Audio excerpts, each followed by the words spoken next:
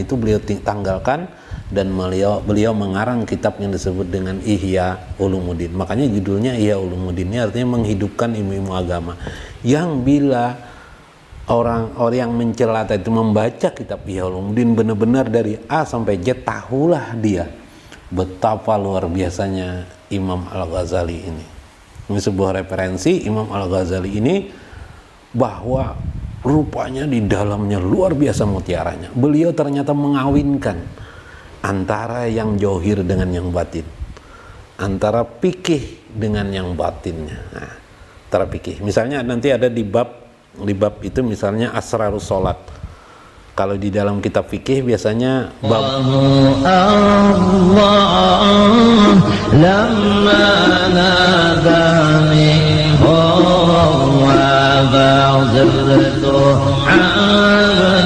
warahmatullahi wabarakatuh. Ya, assalamualaikum warahmatullahi wabarakatuh. Tentang kitab Ihya Ulumuddin, ya, kitab Ihya Ulumuddin. Pertanyaan tadi tentang kitab Ihya Ulumuddin, adanya orang mengatakan bahwa di dalam kitab Ihya Ulumuddin itu katanya banyak sekali hadis-hadis yang dhaif dan tidak boleh membacanya. Ini jelas sekali orang ini yang mengatakan seperti ini tidak mengerti Ihya Ulumuddin. Saya yakin tidak membaca kitab Ihya Ulumuddin, mungkin dengar-dengar saja. Dan pencela seperti itu adalah orang yang sangat tidak menghormati karya para ulama. Saya ada membawa 1 jilid, ya, 2 jilid, sebenarnya 5 jilid ya kitab Ihya Ulumuddin, ya.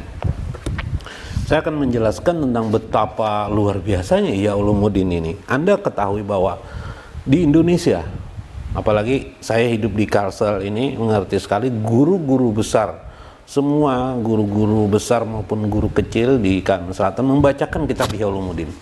Bayangkan ketika orang mengatakan kitab Ihya Ulumuddin itu tidak benar atau berisikan hadis dhaifnya banyak sebagainya, berarti dia tidak membaca. Kenapa tidak membaca? Kalau membuka kitab Ihya Ulumuddin, itu sudah ada ditakris hadis-hadisnya oleh Al-Iraqi. Al-Iraqi ini seorang muhaddisin, seorang ahli hadis yang menyatakan mana hadis dhaif, mana hadis sahih. Artinya apa? Al-Iraqi saja mengakui kitab Ihya Ulumuddin. Nah, dia itu ahli hadis enggak? Jadi ini persoalannya yang tidak diketahui orang, sehingga orang itu seringkali mendengar dari orang-orang percaya. Ini uniknya, memperdalam tidak. Inilah katak dalam tempurung. Katak dalam tempurung itu dia, ya sudah di langitan dia aja dia tahu, dalam tempurung itu aja dia tidak tahu.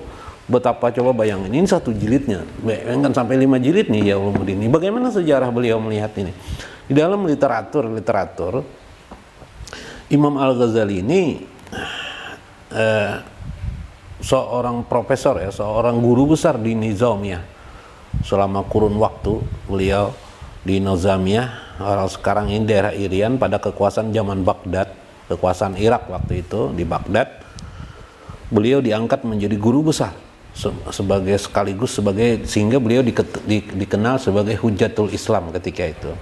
Pada proses masa itu beliau memperdalam banyak hal dan beliau banyak menulis kitab. Kitab beliau itu banyak, misalnya sebelumnya adalah misalnya Mizanul Amal, kitab-kitab yang berbau filsafat juga ada, yang filsafat ya, Tahafutul Falasifah misalnya. Kemudian ada ilmu falsafah juga beliau menulis. Kemudian nanti belakangan baru beliau menulis kitab-kitab tasawuf seperti Kimyatus Sa'adah, Miskah, kemudian Miskatul Anwar, ya, kemudian kitab Ihya Ulumuddin nanti yang terakhir dikarang beliau. Nah, beliau mengarang kitab Ihya Ulumuddin ini setelah apa, kata beliau?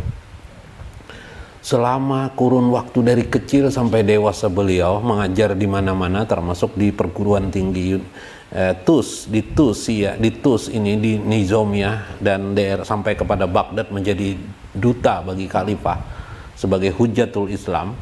Beliau akhirnya mengakui bahwa semua ilmu-ilmu yang beliau pelajari itu tidak ada gunanya. Apa itu?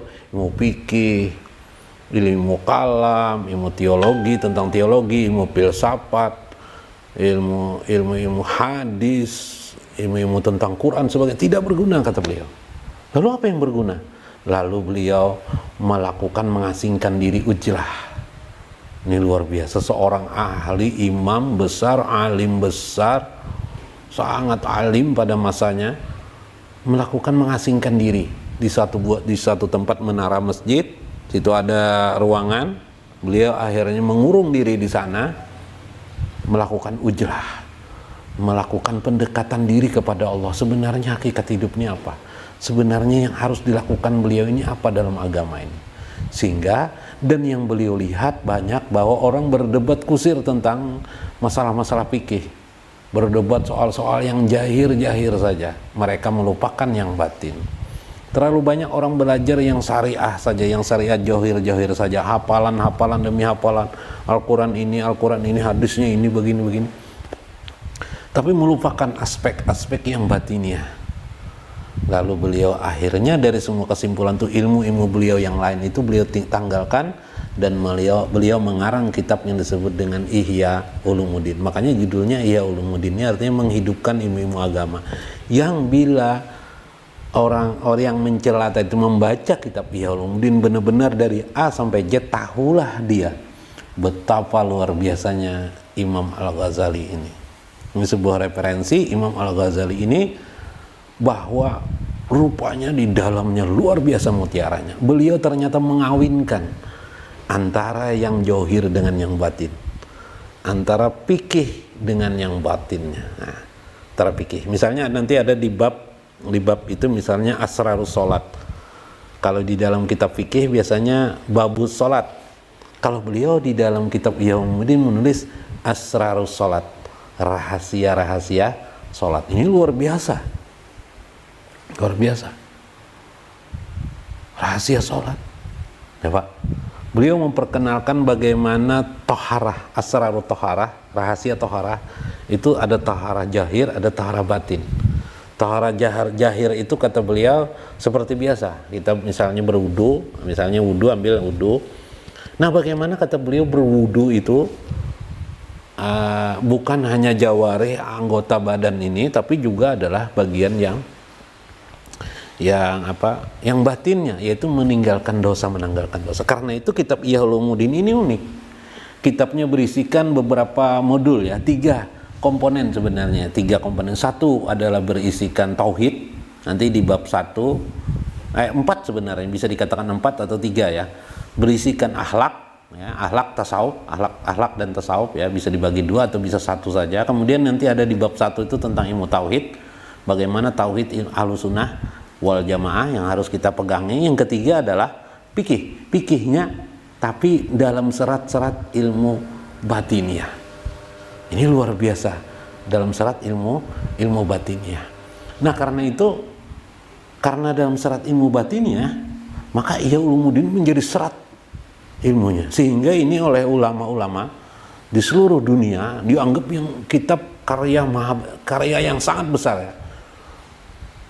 Karya yang sangat besar, yang sulit ditandingi, baik di zaman beliau maupun sesudahnya sampai sekarang, kitab Ihya Ulumuddin ini, sehingga menjadi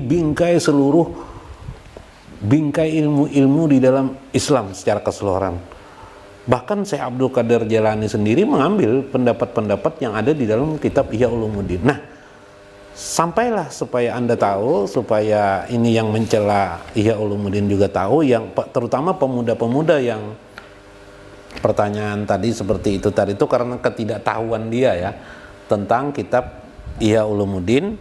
Nah, harus diketahui oleh mereka. Saya membuktikannya. Kita buka aja bab pertama ya, tentang misalnya babul ilmi ya, babul ilmi. Nah, coba lihat, saya ini tampakkan, mungkin kamera bisa melihat. Ini kalau saya bacakan, ini hanya Quran dan hadis, coba bayangkan. Kalau dikatakan itu hadisnya daib, tidak ada masalah. Kalau andaikan ada hadis daib, kenapa? Karena Al-Qurannya semua. Coba lihat tentang bab fadilatul ilmi, tentang fadilah ilmi. Ini tentang fadilah ilmu wa ta'lim, tentang dalil nakal dan dalil akal beliau gunakan di sini. Misalnya syahidallahu annahu la ilaha illahu wal malaikatu wa ulul ilmi qaiman bil qisti, ini surah Ali Imran. Kemudian ada lagi surah Ad-Jumar, surah Ar-Ra'd, surah Al-Qasas, surah An-Nisa, surah Al-A'raf, Al-Ankabut, surah Al-Mujadilah, surah Al-Fatir, An-Namal, Al-Ankabut, Al-A'raf. Ini untuk menjelaskan satu halaman ini saja sudah berapa ini? 1, 2, 3, 4, 5, 6, 7 14 ayat Al-Quran. Bayangkan satu halaman ini 14 ayat Al-Quran beliau kutip untuk menjelaskan tentang fadilatul ilmi. Belum lagi hadisnya. Coba lihat lagi, Anda lihat ini hadis yang merah-merah ini hadisnya ini ada sudah pentahkiknya. Mentahkiknya Al-Iraqi memberikan tahkik mana hadis sahih, mana hadis yang tidak sahih. Misalnya hadis may yuridillahu bihi khairan yufaqihu fiddin wa yulhimuhu rusda.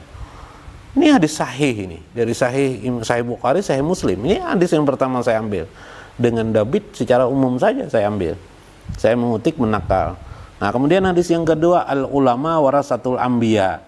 Al ulama warasatul anbiya. Hadis yang kedua. Hadis yang ketiga yastaghfiru lil alim ma fis samawati wal ardi. Ini semuanya hadisnya sahih. 3 buah hadis ini semuanya hadisnya sahih. Subhanallah. 4 hadis yang keempat innal hikmah tazidu syarif syarfan wa tarfa'u mamluku hatta yudriki mudarikal muluk. Ini juga hadisnya sahih. Nah, ini paling ada misalnya hadisnya gharib, tapi satu aja kadang-kadang hadisnya gharib, yang lainnya hadis-hadis sahih. Jadi dari mana dia menyatakan hadis-hadis sahih? Ya ulumuddin itu jangan dibaca, kemudian hadisnya daib-daib. Jangan-jangan yang bertanya ini mah ada juga, tapi mungkin ya tetapi ada. Saya pernah melihat di YouTube ya orang mencak-mencak mengatakan ya ulumuddin itu tidak bagus dibaca ini mah.